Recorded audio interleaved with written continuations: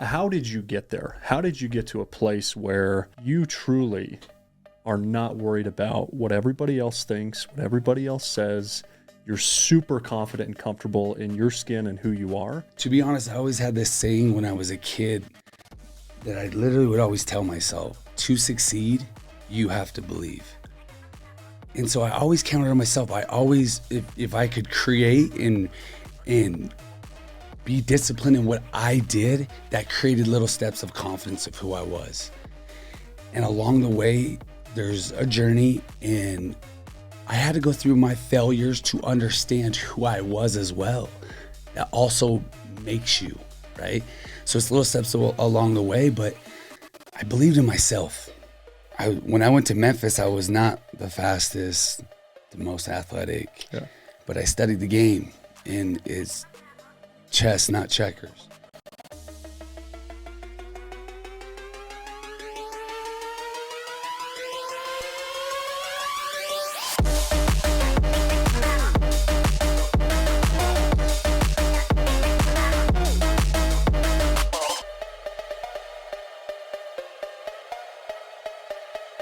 Tanner, good to be here with you. Thanks for coming on. Good to be here, T-Hall. I want to ask you, what's one word that you would use to describe yourself?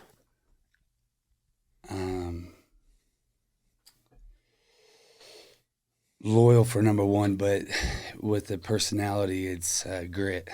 Like, I just always think that I'll figure it out. Like, no matter what. As an athlete, I always just wanted to have grit. You could believe in me, trust me, count on me. I like that. What do you think others would describe you as with one word? Some confident, cocky, entertaining, asshole for sure. It's all how you met me, I think, honestly. Yeah. Life is different chapters. We're allowed to change. I'm not the same man I was 18, 22, 32 to now.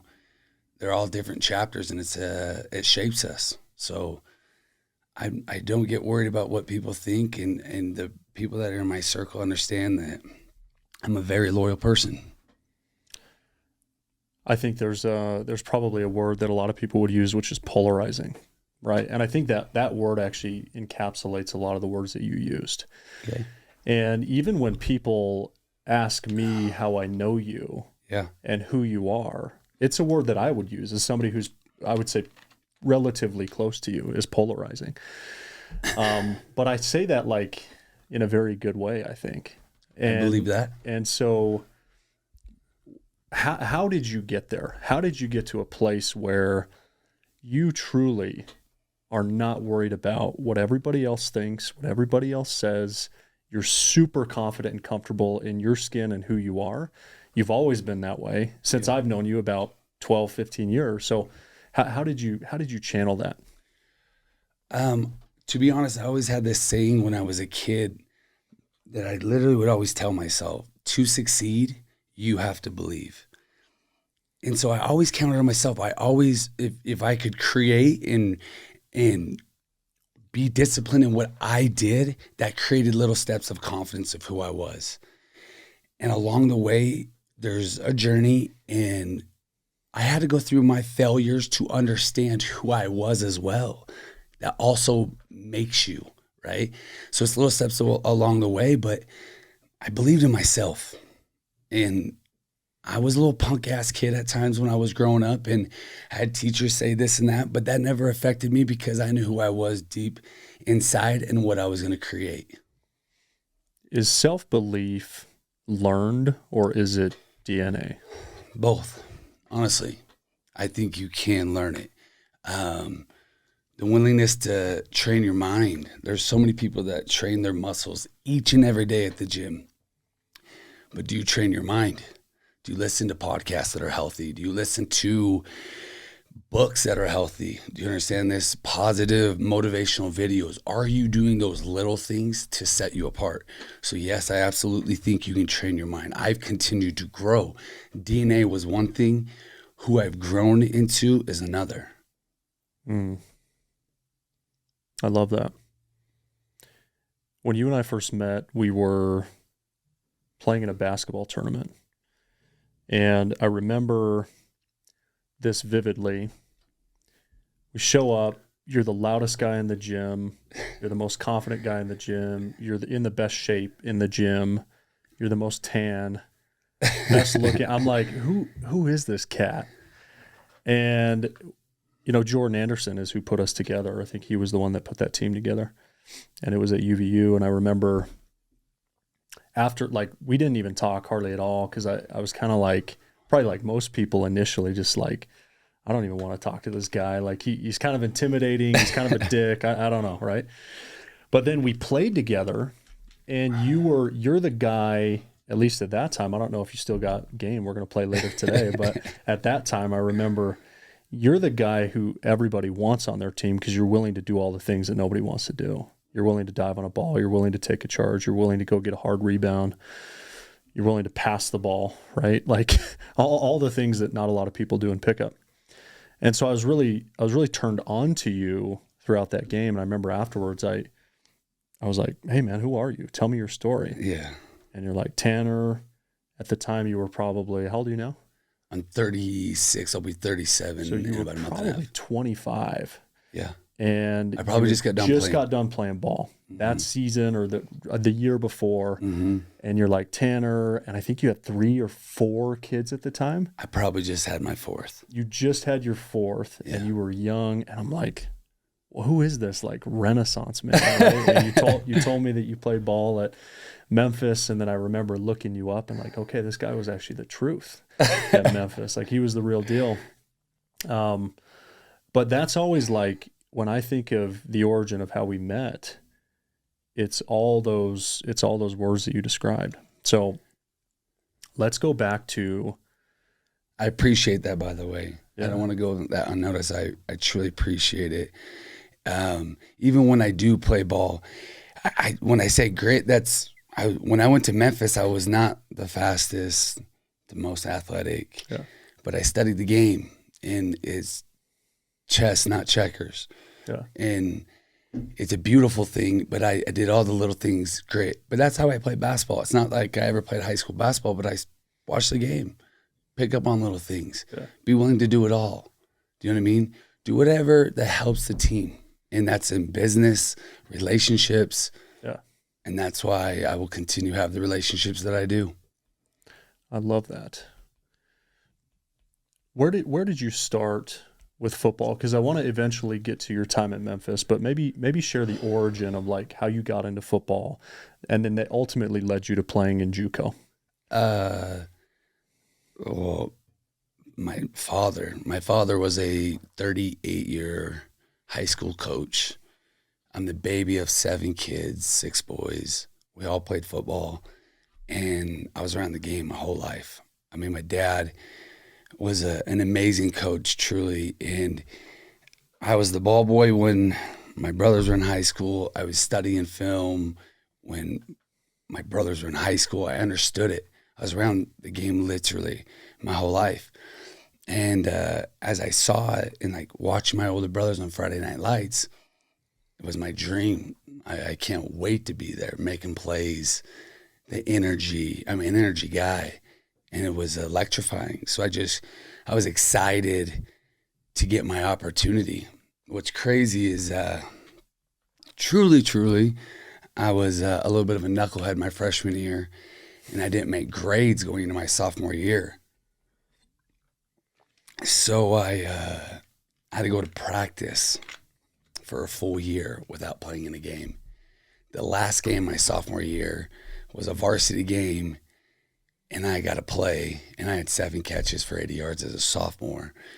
But I went to practice and played against the varsity as a sophomore every single day on scout team. And it was my fault, so I had to own up the mistakes. I didn't go get a job. I didn't say, well, screw football this year. I went to work, and it made me excel my junior year when I transferred from Mount View to Springville because my father was fired that year. So I followed him to Springville in my junior year out there. We had a good year, but we had a good young core juniors that came back our senior year, and we went to work. playing in summer leagues and doing the 7-on-7. We didn't go play with other teams. We played together, and it built a chemistry for us. Where going into my senior year, we had a really special year. My running back, Trevin Smith, had 2,100 yards, goes up to Weber State, 4-year rush, all-time rusher up there, starter, does amazing things. My senior year is pretty special. I led the state in yards, catches, picks, played both sides of the ball, undefeated. And we go into the first round and we lose in double overtime, upset. Number 1 team in the state of Utah, and we lose. Heartbreaking, truly. It was crushing, and over even come those emotions coming out of high school when it's built up for that. Heartbreaking. I go down to Dixie. I don't know where you want me to stop, but keep going. I go down to Dixie. I signed a letter of scholarship to go to Dixie. I went down there, didn't really love the program, left. Got my wife now, girlfriend then, pregnant during that off season. I was going to plan on leaving Dixie, going down to Southern Utah where my brother Casey played, did some good things. Some of the coaching staff at BYU were there, Aaron Roderick. So I was going to go down there and play. During that off season, I got my wife pregnant. So I quit football, left the game for 3 years. So when I left the game, got a job playing on local flag football tournaments, just doing my thing. And then some of my old brothers, teammates that played at Southern Utah and Snow with them, Aaron Boone, Scott Peary. Aaron went on to Kentucky to do some great things in the SEC. Scott went up to Weber State, and they're like, you're going to regret it if you don't go back and play. You have this short window. So I convinced my wife somehow to move to Arizona and go to junior college. For us, we just had one child, but it was time to make big boy decisions, and we couldn't do that here in the state of Utah with family. So we moved together and just took off to Arizona.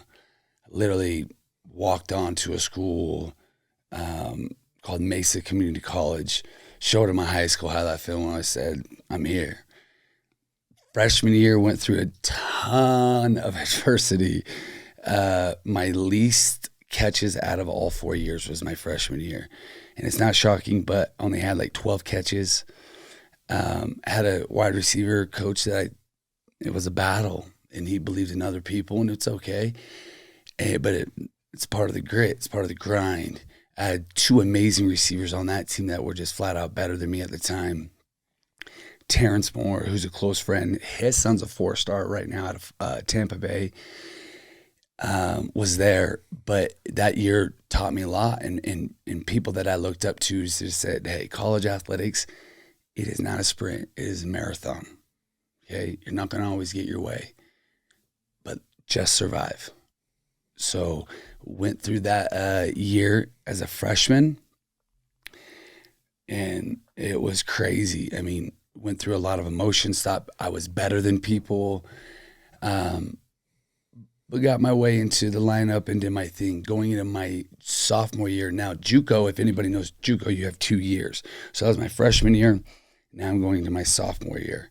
Again, brand new coaching staff, coming all new people. So I've got to go prove myself again. We had a couple dudes out of Florida that people really, really liked. I ended up being one of the starters. There was about a 4 or 5 man rotation. Into about a 6-man rotation at the end of the year, I finished 5th in the country in catches with 50. 5th in the country, played in JUCO All-American game.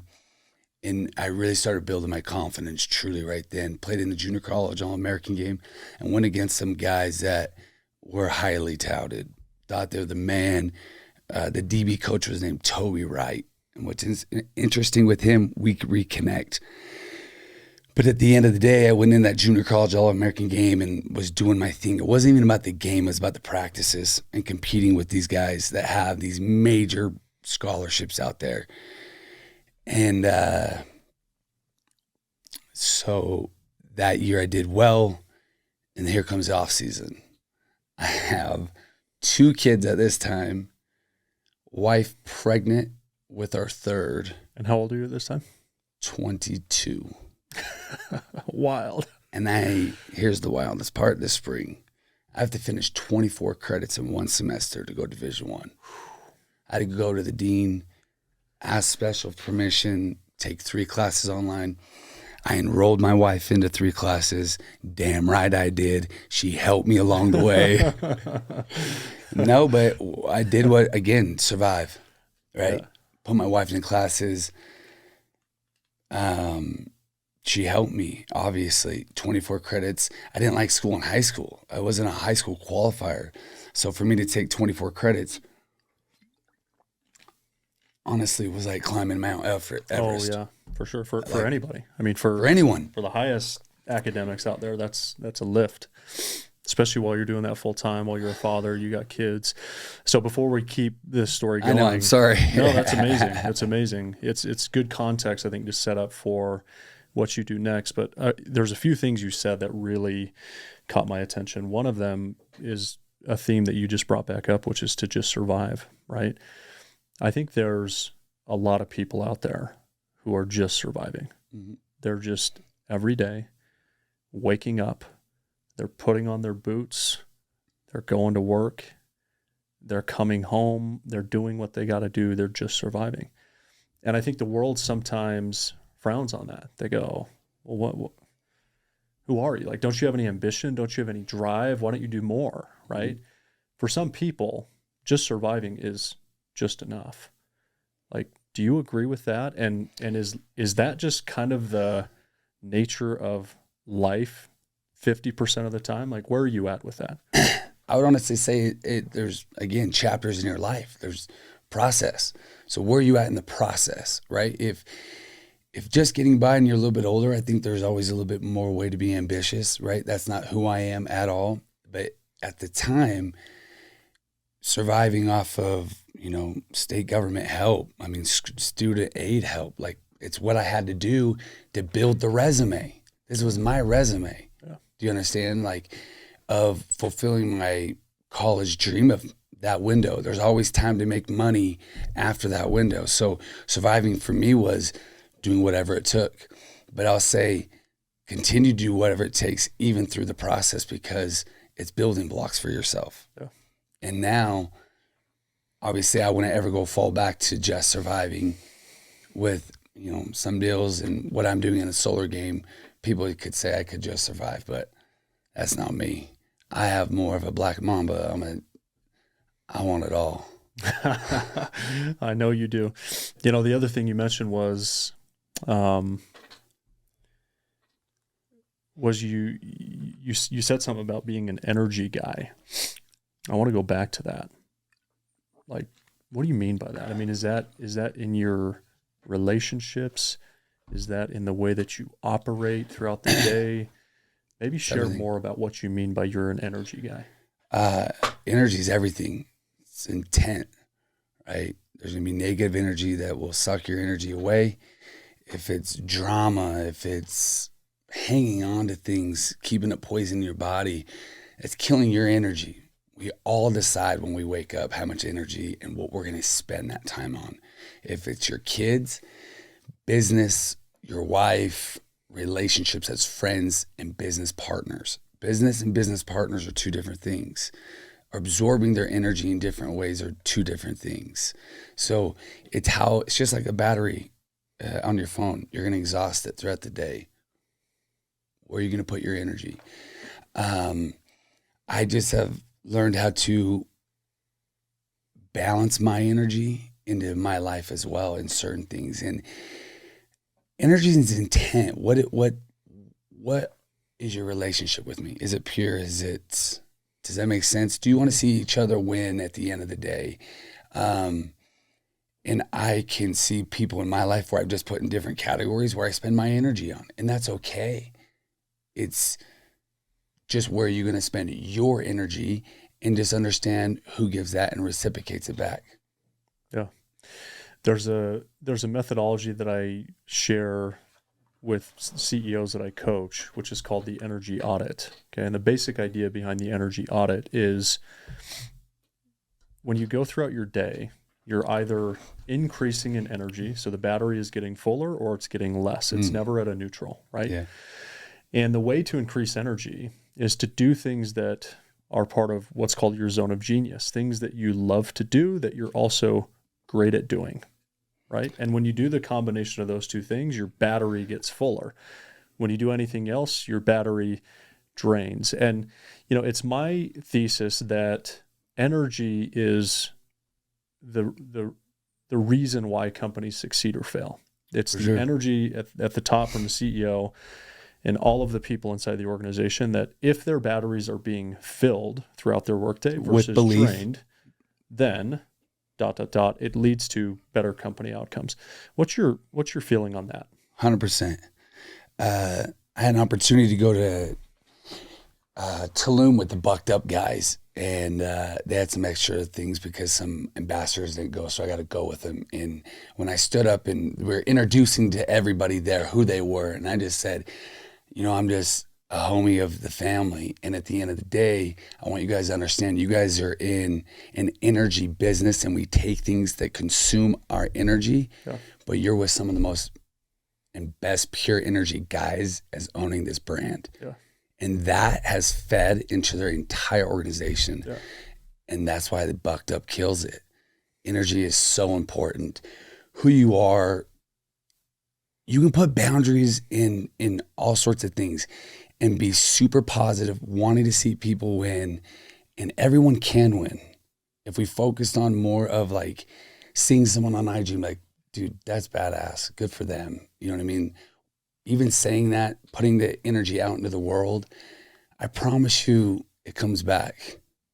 Yeah. So I focus on energy. What are different ways that, because not everybody, like, look, I hadn't seen you in a couple of years. I was with Jeff and Ryan, the Bucked Up guys, at their house watching UFC fights a few weeks ago. All of a sudden the door opens and the energy in the room changed instantly when you walked in, because you're loud, you're colorful, you're out there, you're doing your thing.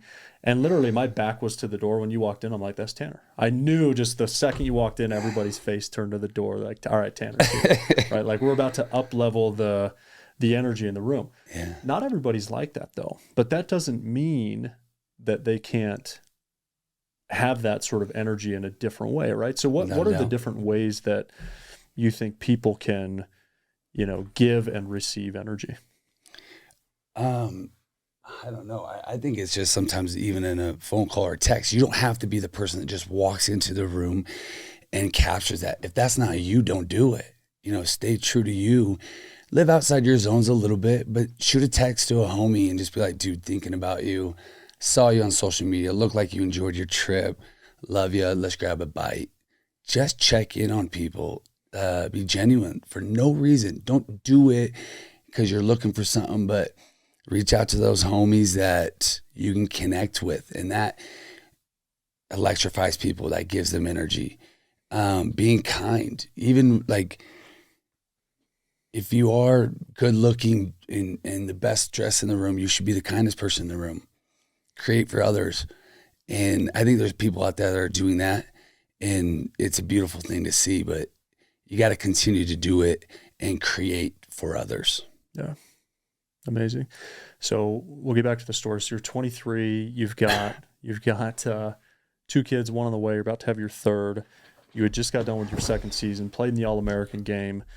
You're vibing right now. And you probably now are going, okay, I've got some options. And people go to JUCO not to stay at JUCO, right? They go to JUCO because they hope that they can go play Division I somewhere. So 100%. What happens next in this fairy tale? Well, I was super stoked on just finishing 24 credits. I didn't get it done till the very end.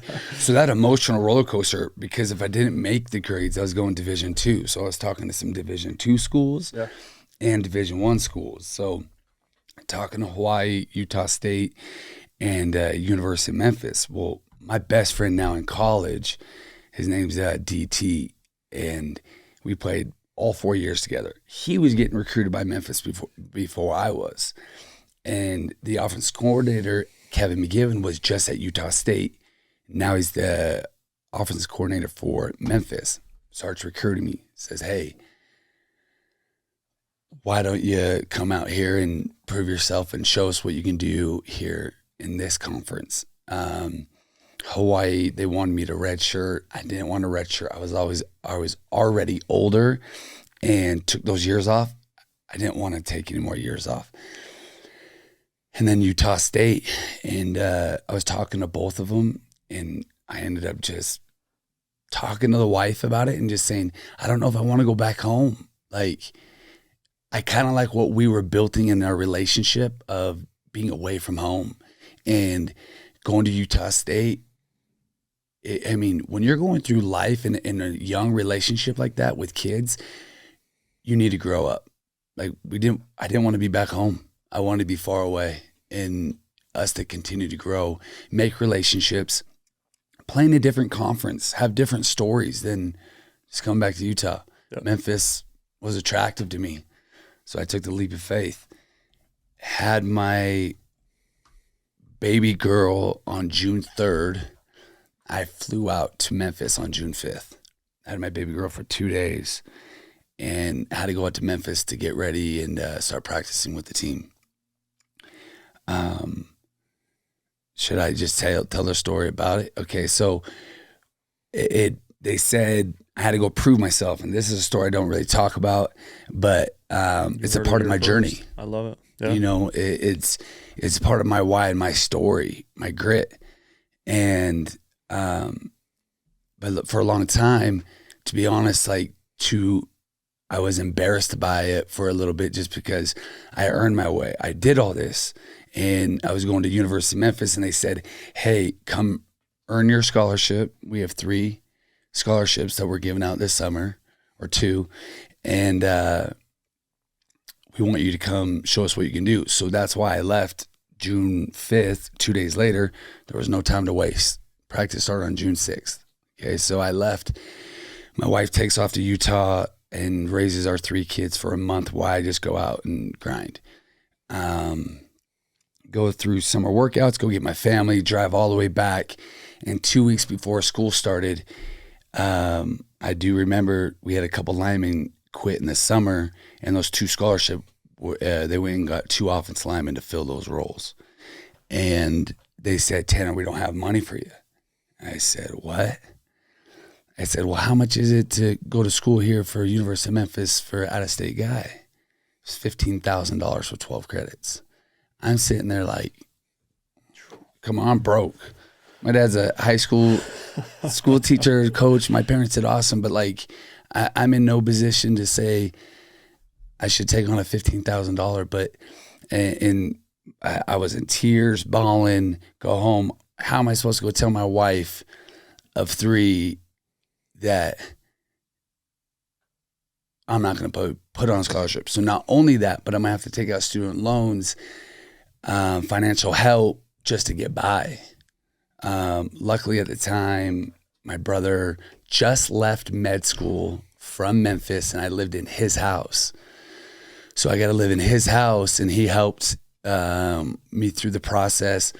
But that first semester was rough. I mean, it's crazy because I know it's a crazy story because when you're not put on scholarship, you don't get to even eat with the team on Tuesdays and Wednesdays. So this whole semester was just a gut punch. I'm a starter wide receiver. I finished 3rd on the team in catches that year with 23 catches. And I don't get to eat with the team besides on the weekends and paying for my own shit. Oh, man. And I'm the one that has 3 kids. So crazy year for me. Again, it's grit. Pull through. That next year that next spring I'm put on scholarship. What was that like? Emotional again. I mean, going through the process of my journey of playing ball, I can't tell you how many times I had to go believe in myself. And so having that emotion,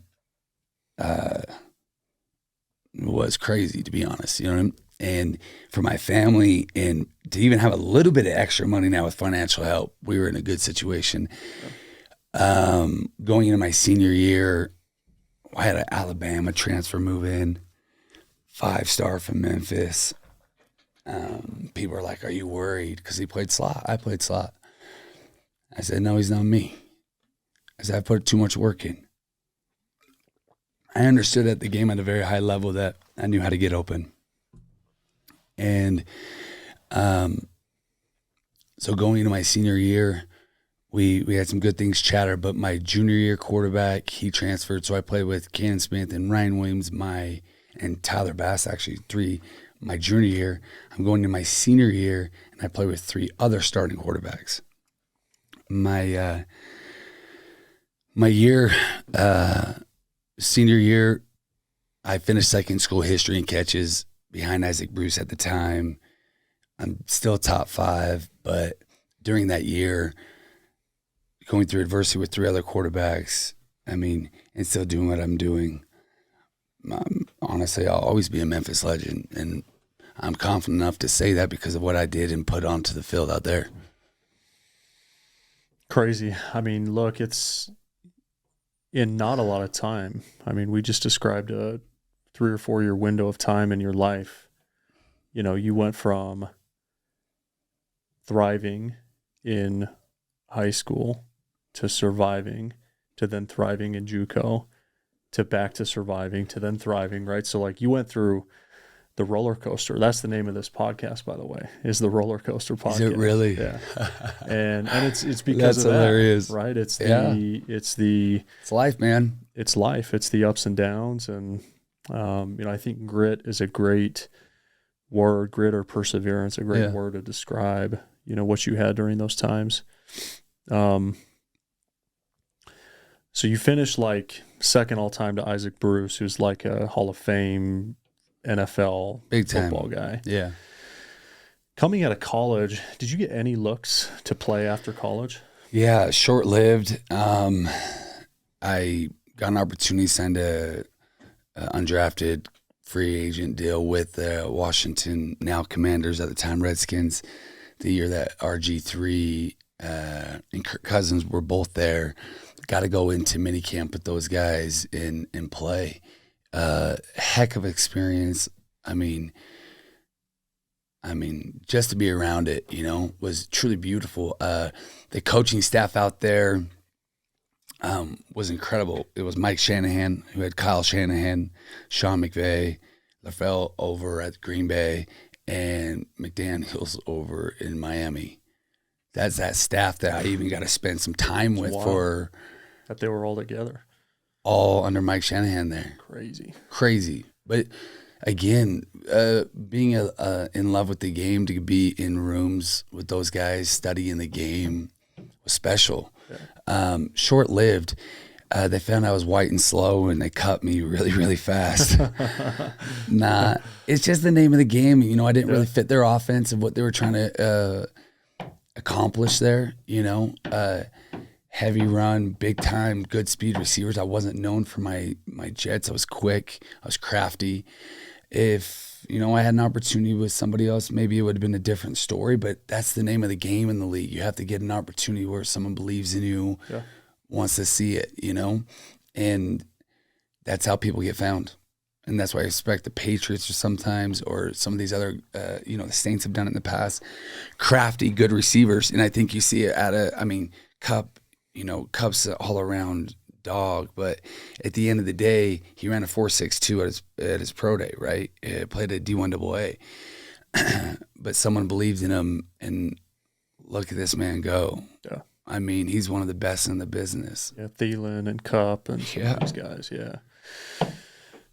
Yeah, there's, one thing you talked about was proving yourself. And I think, a lot of people that listen to this podcast are aspiring entrepreneurs. They want to build a company at some point, but they feel like they have something to prove either before doing it, or a lot of the new founders, first-time founders, they feel the same sort of complex of I got to prove it. Nobody believes it's going to work. It's not supposed to work. So I got to go prove to the world that I can do it, and to the haters. Like, what do you say to those that are just trying to prove it, man? I mean, create, you know what I mean? And believe in what you create. If you believe in what you've created during those hard times, you will persevere. I love it. You went on after, now it's been, I don't know how many years, 12 years, 10, 12 years since you stopped playing football. I was 2011, so 12 years. 12 years since you stopped playing ball. You've obviously done a lot since then, right? You become very successful in life and business. These kids of yours that you were having back then are now grown up. They're starting to grow up and get older. It's crazy.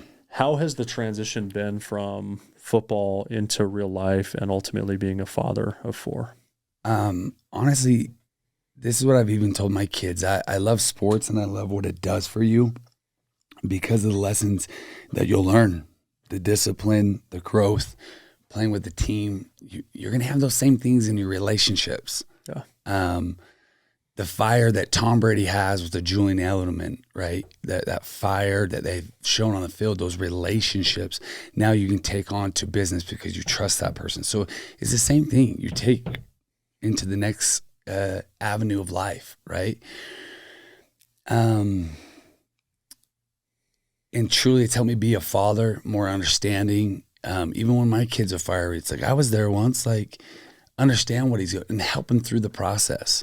You know what I mean? I think that's the biggest thing as a father is I want to be guidance for them to be a better of me. Even sometimes people say it's like, oh, your kids are better than you or Tanner. Damn right they are. Like that's the point. That's the point. Like you got to learn from your mistakes, yeah. and want to shape them into everything that you want and more. Yeah.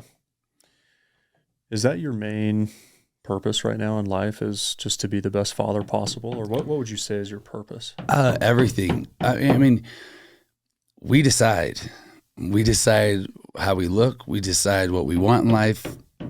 If you want it bad enough, you can have it. I truly believe that. So it's like right now, spiritually, relationships, physically, mentally, I'm in a beautiful spot in my life right now. With friends and energy I spend with them, it helps me grow as an individual. I'm not a perfect man, but I never say I will be. I'm gonna have my blemishes, but I think that I've understood that we decide our energy every day and where we use it. Yeah. But father, I mean, I love it. I love being a father, and it's showing them my kids. And I'll tell you this: what I love about what I do now is I create when I get to spend time with them, when I'm on the road, just like you as an entrepreneur. It's like I get to be at my girls' cheer. I mean, shout out Rivals, as my 2 girls just won the national championship. What? Yeah, that's bananas. They just won the overall. Best score of the whole competition. So my girls are pretty damn talented. They scored a 99.8, won the whole thing. That was back-to-back for one girl, and the first time adding my youngest one to the team. Wow. So it's pretty cool. I mean, they're talented, and to see them grow and talk them through the challenges that they have, sports brought that to me. Yeah. And those challenges, right? And so I can be guidance for them of how to get through things and hopefully navigate that more than I think parents used to talk to us. I think parents are more hands-on and working through confidence and mental strength. Yeah. How do you think your kids would describe you? I don't know, all different. Fire, loving. They know how big of a heart I have for all of them, and in different ways. People say you have your favorite. You don't have your favorite. There's just times in life that you connect with this one or this one a little bit more because of understanding. Raising kids is, again, chapters a part of your journey. Like, they all act different, even at the same age that they were, right? Different challenges. So I don't know, confident. I don't know. Protective. Yeah. I'm very protective of my kids. Understanding though, but yeah, I don't know. I always just try to understand where my kids are coming from. I have this, I'm constantly trying to think about what are the values that I want to instill in my children. How old are your kids? 7, 5, 2, and 1 on the way. Okay, I love it. Congratulations. So we're in a little bit different phase than you, but specifically my son who's 7, I think about this question a lot, right? What are the non-negotiables that I want him to understand? And I've started to build a list, and sometimes I remove things from the list. Some things I add things back. Sometimes new things come on. What are your, and then there's this whole thing, Tanner, where it's like, you have to give them space and grace too. For sure. You can't just like, here's the rule book, you got to follow it. If you don't, like, get out, right? So what are your non-negotiable values that you want your kids to live by? Huge thing in my family's family first. You do not disrespect, put down your family in front of people. It doesn't happen. Your name is everything. It's who you are, built upon other shoulders. So it's just loyalty and character. Character is something that I want my kids to understand, to be kind to people, but also be strong. Don't show weakness in a way. So character, and don't steal, be a good friend, be the guy that parents want to be around. And I truly believe that's what I've created with my kids. Not to boast, but my wife has done a beautiful job, and we get more compliments of who they are, their character. Yeah. And that's what we try to instill. It doesn't matter about what religion. Morals are morals, right? Teaching kids to have strong character and have loyalty is a very good thing. It does not matter what religion background you have. Amazing. I want to wrap with just a thought or a question that I have for you. There's this celebrity fight that's been talked about for a few years with this cat named Sean Whalen. Yeah. Who I don't personally know. What's that all about? Is that going to happen? Do you care about that fight anymore? Where are you at on that whole deal? I used to. I wanted to do it. I wanted to do it before even all this Jake Paul and all these other people. FitCon used to do CEO fights, and I said I'd want to fight him. At the time, he said time was money, and he said $100,000. So I said okay. Like I wanted to do it to kind of tap back into that mental grind as an athlete, and tap in where I think as an athlete, you don't go until there's a challenge, right? And something like that, like where I thought it could be fun and entertaining for who he is and who I am. The names, the people that would come out to come watch it. Jake Paul and what he's done, you love him or hate him, but you're watching the fights. Yeah. You can love or hate me. You can love or hate Sean. So for a while I wanted it, and I would still take it on in a heartbeat. But it's just I'm in a different place in my life where, and I'm sure he is too, where business is very important. You know what I mean? And to tap in to do with that, it takes a lot of energy, like we talked about. Yeah. And, my son's getting into his freshman year. I'm starting to train him heavy, like I've trained Puka Nakua, Jake Peterson, who's Todd Peterson's son, where I really started training with him in mornings. And it's not me, because I know it's just like getting on stage for a fitness athlete. If I go train, it's about me. It's about where I got to get. Yeah. Right now, it's turning into where my son needs to get his success on the football field and wanting to focus on him. Just like I did those other athletes, now it's just for my boy. Yeah. So that's where I kind of sit with it. So you move past it. Move past it in a way. I think that deep down in me, I always have this grind of wanting to prove something, but sometimes that's ego that gets involved. Yeah. And I've understood the balance of don't allow ego to get into your business and doing certain things. If it was something that we could make profitable and it was a good thing for him and I would absolutely be about it. I've always pictured me a dog in a ring that I would love to go perform again. But it would have to be the right situation to take time away from what I'm doing in life right now with solar, the relationships I have there and growing. No one's really doing what I'm doing in the solar game. And to be a trailblazer, you have to put double down on your time there. Yeah. And people will see here in the next little bit what I've done. Amazing. Tan, thanks for coming on, my man. It was a pleasure having you. I appreciate it, my man. Thank you for joining another episode of the Roller Coaster Podcast. It was a pleasure to have my buddy Tannar Rehrer on the podcast today. And the 3 key learnings that I took away from this podcast were, number 1, you got to be a team guy, right? This was a lesson that Tannar learned early on in sports and then again in his career and now as a father and with his family. It's really all about the unit. It's all about the team. And if you want to go far in life or in business, that's crucial. Number 2, life is really about energy, right? And energy can be transferred and received in very different ways depending on who you are, but bringing that good energy into the room, into every conversation, into every relationship that you have is also paramount. And number 3, there's going to be seasons in life where you just have to survive, right? You're not always going to be thriving. You're not always going to be on the peak of the mountain. Sometimes you're at the base and you're just surviving. You're just getting by. That's okay. Give yourself some grace. Allow yourself to get through those seasons that will ultimately set you up to survive or to thrive. Thanks for joining another episode of the Roller Coaster Podcast. Please like and subscribe, and we'll see you on the next one.